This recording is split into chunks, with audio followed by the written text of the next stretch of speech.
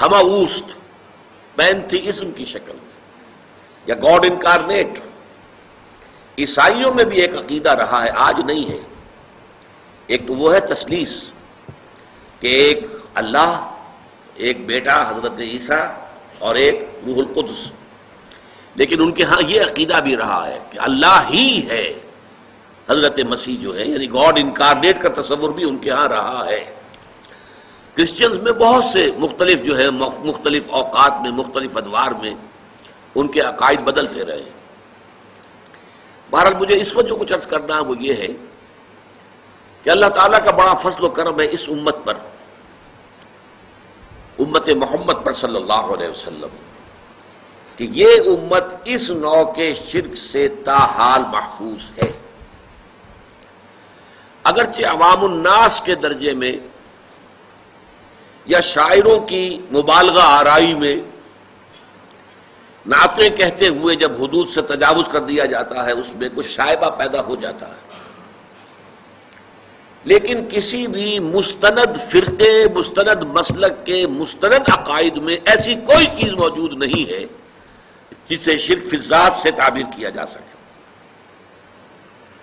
مثال کے طور پر آپ کو ایک شعر سنا رہا ہوں، وہی جو مستوی عرش تھا خدا ہو کر، اتر پڑا وہ مدینے میں مصطفیٰ ہو کر۔ کیا ہے یہ؟ گاڈ انکارنیٹ، اوتار کا عقیدہ۔ وہ اوتار کا عقیدہ چاہے رام چندر جی کے لیے ہو، کرشن جی کے لیے ہو یا محمد مصطفیٰ صلی اللہ علیہ وسلم کے لیے ہو، عقیدہ تو ایک ہی رہے گا۔ اور یہ آپ کے علم میں ہونا چاہیے، شعر کس کا ہے؟ مولانا احمد رضا خان صاحب بریلوی۔ لیکن یہ بھی نوٹ کر لیجئے ساتھی کہ ان کے مسلک کے ایک بہت بڑے عالم جو لاہور میں ہوتے تھے، مولانا محمود احمد رضوی، مرحوم، ان کا انتقال ہو گیا ہے۔ روزنامہ پاکستان میں ایک دفعہ ایک فورم میں بعض لوگوں نے یہ مسئلہ چھیڑ دیا کہ مولانا احمد رضا خان صاحب بریلوی انہوں نے تو یہ شعر کہا ہے، وہی جو مستوی عرش تھا خدا ہو کر، اتر پڑا وہ مدینے میں مصطفیٰ ہو کر۔ تو مولانا محمود احمد رضوی صاحب نے فرمایا کہ اس پر ہمارا عقیدہ نہیں ہے، یہ ہمارے عقیدے میں شامل نہیں ہے۔ انہوں نے اعلان برات کیا۔ تو اصل میں یہ وہی شاعرانہ مبالغہ آمیزی ہے۔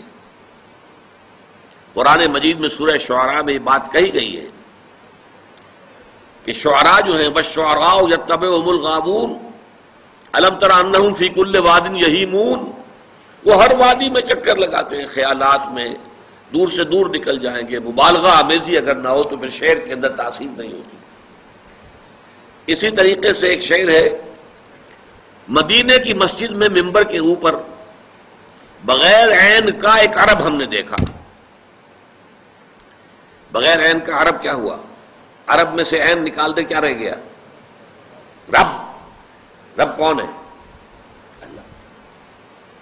بغیر عین کا ایک عرب، معاذ اللہ ثم معاذ اللہ ثم معاذ اللہ۔ یا ایک اور لفظ ہمارے یہاں استعمال ہوتا ہے وہم پیدا کرنے کے لیے، ایہام جس کو کہتے ہیں، احمد بے میم۔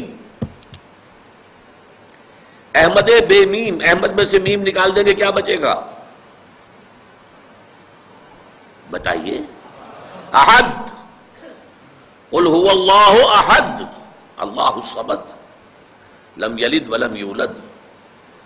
تو اس طرح کی باتیں شاعری میں، عوام میں، واعظوں میں، نعت گو لوگوں میں، یہ ان کے ہاں تو اس طرح کی چیزیں آپ کو مل جائیں گی، لیکن یہ کہ خدا کے فضل و کرم سے یہ امت تاحال اس سے بحیثیت مجموعی محفوظ ہے، اور کسی بھی مستند فرقے کے مستند عقائد میں ایسی کوئی شے موجود نہیں ہے کہ جسے شرک فی ذات قرار دیا جا سکے۔